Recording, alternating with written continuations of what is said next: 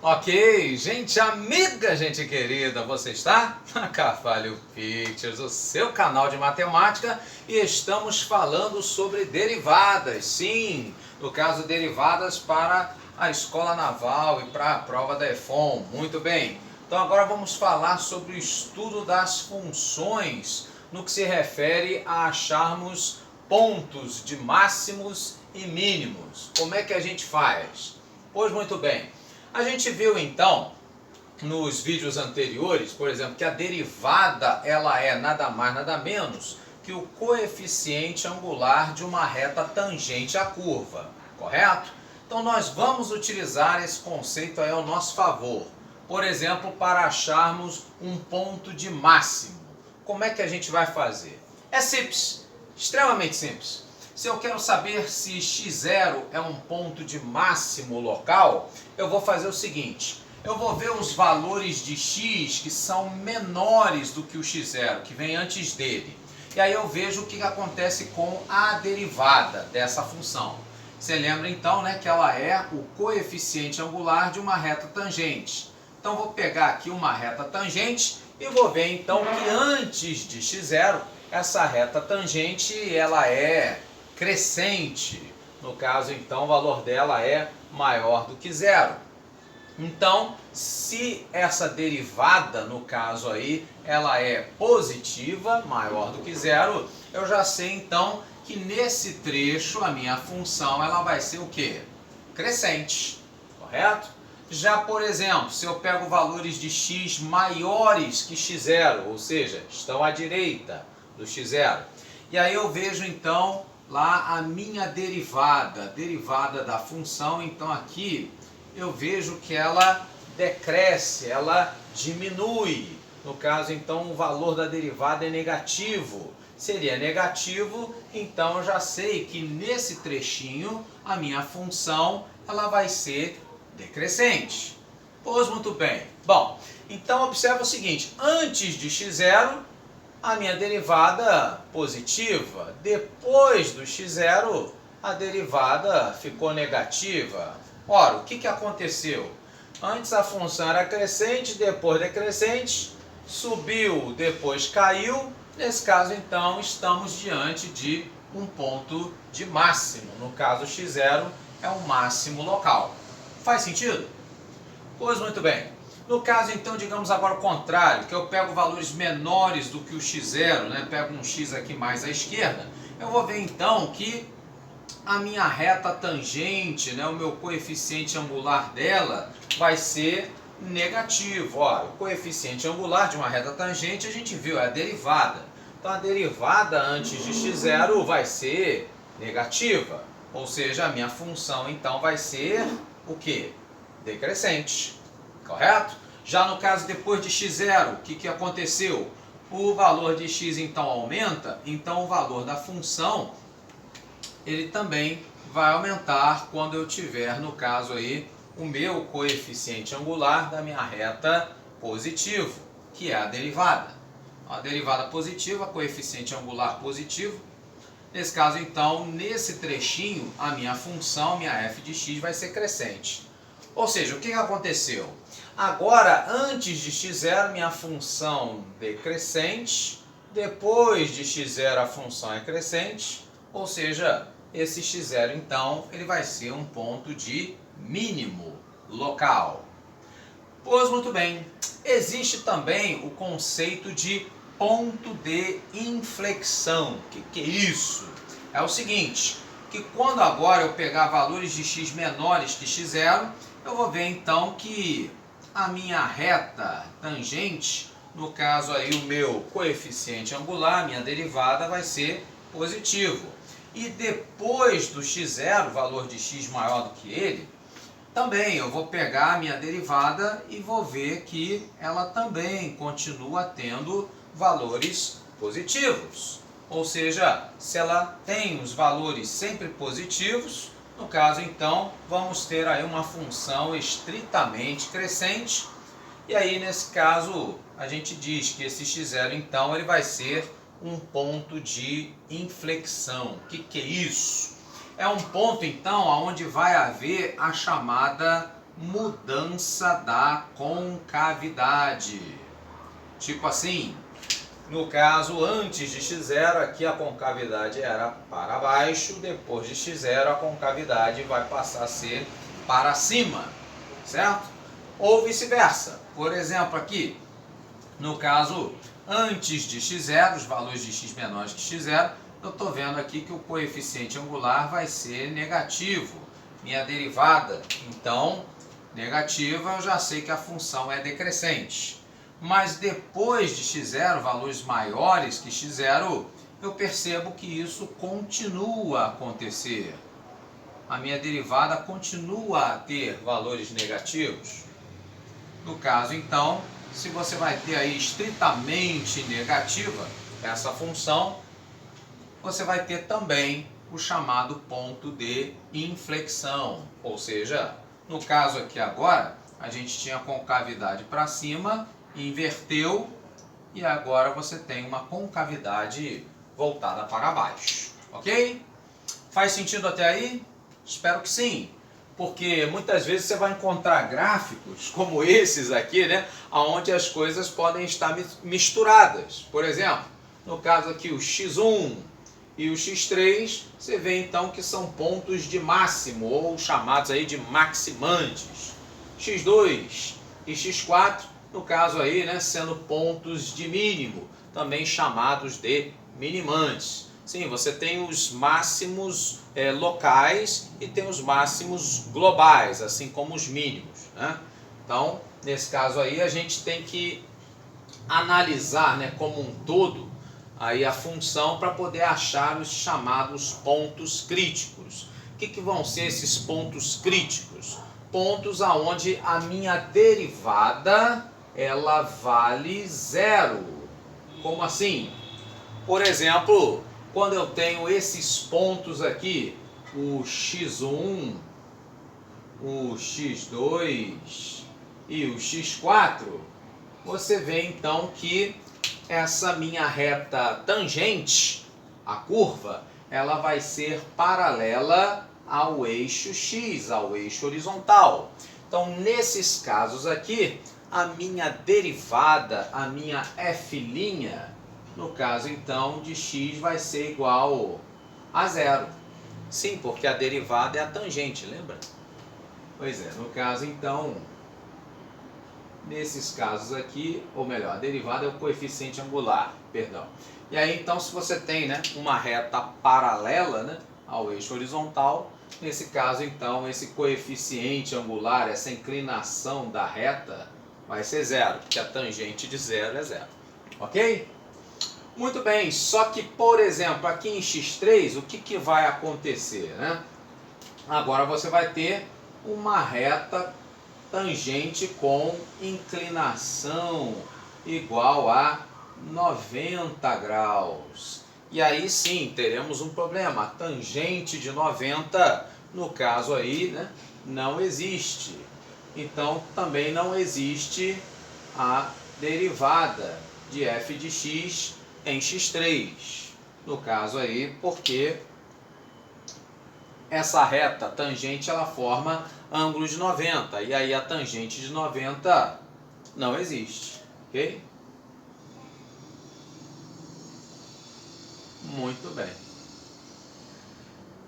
Mas você vê que mesmo não existindo, né, a derivada no ponto, no caso aqui, né, você vai ter então como sendo aí um ponto de máximo, né? Então, esses pontos aonde a derivada ela vale zero ou simplesmente ela não existe, como foi esse último agora, eles são candidatos a pontos extremos aqui da minha função, né? Podem ser máximos, podem ser mínimos, podem ser pontos de inflexão. Muito bem. Vamos ver então, através aí de dois exemplozinhos, né? Ele pede para você achar os extremos, por exemplo, de x² e da função x ao cubo. Então vamos ver o seguinte, a função x². Então no caso aí, quando eu for derivar x², a derivada dessa função, a f', como sendo 4 vezes x ao cubo. Ora, para que 4x ao cubo, né, seja igual a zero, sim, é uma função que existe, então, para que ela seja igual a zero, pura e simplesmente, o que vai ter que acontecer? Exato, x então vai ter que valer zero.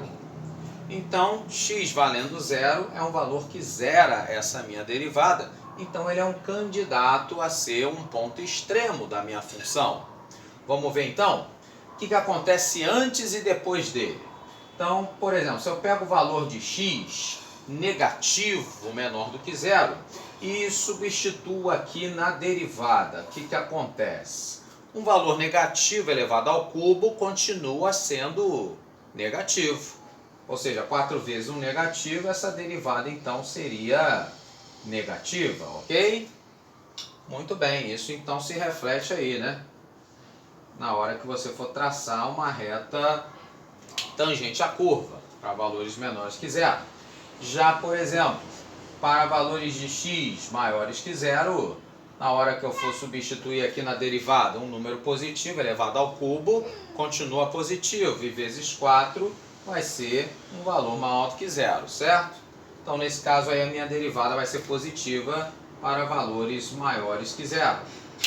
Ou seja, o que aconteceu aqui, né? Nós tínhamos uma derivada que era negativa antes do zero, depois do zero tornou-se positiva. Desceu, depois subiu, esse ponto zero então vai ser um ponto de mínimo, ok? Então nós temos aí um ponto de mínimo, que no caso, né, quando x é igual a zero, o y também, né? Vai valer 0 a quarta, 0 também. Então 0, 0 é um ponto de mínimo, conforme você pode ver no gráfico de x à quarta, ok?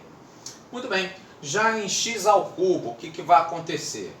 Na hora que você deriva x ao cubo, a f' então vai ser quem? 3 vezes x ao quadrado, correto? E isso então é uma função que existe. Então, no caso aí, quando é que ela vai valer zero? Vale zero então quando x for igual a zero. Simples assim. Ora, então x igual a zero é um desses tais de candidatos a extremante, é um ponto crítico. Vamos ver o que ele seria. No caso, então, se eu pegar agora valores de x negativos e tentar substituir aqui na minha derivada. Ora, um negativo elevado ao quadrado fica positivo, né? E vezes 3 continua positivo. Então aqui, né, minha derivada, no caso aí minha reta tangente, então vai ter um valor aí, né? O coeficiente angular dela vai ser positivo. Pois muito bem. No caso então, para x positivo, se eu substituir aqui na derivada, o que vai acontecer, né? Então positivo elevado ao quadrado não deixa de ser positivo, e multiplicado por 3 também não. Então continua sendo positivo, ou seja, você tem de novo, novamente, a derivada com valores aí, né, positivos. Ora, se ela permaneceu a mesma, né, no caso, o que aconteceu então? Exato, houve um ponto de inflexão, né, uma mudança na concavidade dessa função. Então, no caso agora, se manteve, né, o mesmo sinal do coeficiente angular, eu já sei que é um ponto de inflexão. E aí, para x valendo zero, o y ao cubo, né, 0 ao cubo, continua sendo zero. Então, 0, 0, no caso aqui, como você pode ver, é um ponto de inflexão, ok? Vamos ver então questões aí da escola naval, como é que a coisa funciona. Ele pergunta então essa função aqui, x vezes e elevado a 1 sobre x, quando é que ela é decrescente, em que intervalo isso acontece? Vamos ver então. No caso, essa função, na verdade, é o produto de duas. Isso aqui, então, vai ser u vezes v. Sim, porque aí quando a gente aprendeu, né, a derivar o produto de funções, né, você vai ter, então, uv' mais u'v. Certo? Então, vamos fazer aí a derivada do produto. No caso aqui, nós teríamos essa derivada, então, valendo a derivada x, que é u, né, vezes a derivada de v, né, v', No caso, então, o e elevado a 1 sobre x continua, né? A derivada de e elevado a u é o próprio e elevado a u, vezes u'. No caso, então, a derivada de 1 sobre x, ou x elevado a menos 1, vai ficar menos 1 sobre x ao quadrado, ok? Daqui a gente pode até simplificar, né? O 2 aqui do x ao quadrado com esse outro x. E aí, então, isso seria a primeira parte da derivada de u vezes v. Isso aqui, no caso, é uv'. Tá? E aí, então, agora vamos fazer u'v. Então, a derivada de x valendo 1 e é elevado a 1 sobre x preserva. Pois, muito bem. Então, nesse caso aí, nós teremos, né, se eu for colocar esse e elevado a 1 sobre x em evidência, o que vai acontecer? Então, nesse caso, a função, a derivada, vai ser e elevado a 1 sobre x em evidência, que aqui no caso, né, vai multiplicar o menos 1 sobre x, e aqui no caso o 1 aqui, né, desse primeiro, e aqui menos 1 sobre x desse segundo, ok? Pois muito bem, então no caso aí, para essa função, ela ser igual a zero, por exemplo, uma vez que sempre existe, né, exponencial e a polinomial, no caso aí, para ela ser igual a zero, o que vai ter que acontecer, né? Bom, essa primeira parte, e elevado a 1 sobre x, ela nunca vai ser igual a zero, né? Sempre positiva. Então, a base é positiva, né? Então os resultados têm que ser positivos. Então essa segunda parte aqui é que pode zerar.